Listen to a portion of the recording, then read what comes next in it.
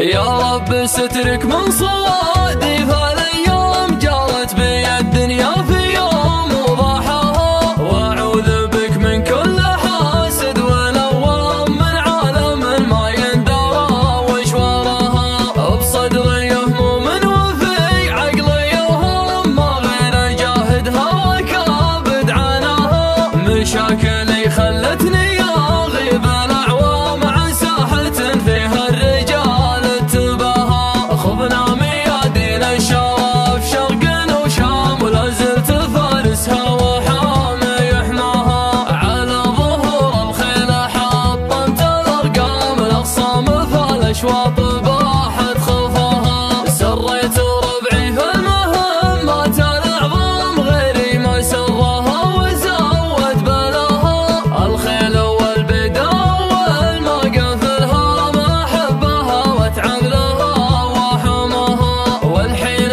ما عني وعن عودتي دمت يسرت عقب الظروف وغثاها، والفضل لله على ما أسرار الأنام وثم من وقفة ما الحق جزاها. وقف لي حزامي وحيه من حزامه أبوي لأصعبت الأمور احتواها، قال ابشر بعزك على مر الأيام حنا رجال عالي مستواها. اللي تبيه يصير والوعد قدام نجومنا تلمع وهي في سماها، وابوي مروس القبيله ومقدم يحمي مواقفها ويكسب رضاها. مثل ما جدانه مع الخاص والعام مفعولهم يا طيب والله نباها. انا ولد من صيته 7 أنعام الامداح في شواه تمسك سرها. ادلم بن دعلان فارس وضرغام كل المنيفات الشواه قريقاها. من العايل ربعيك عمال اخصامنا في الحرب نلعن ثواها.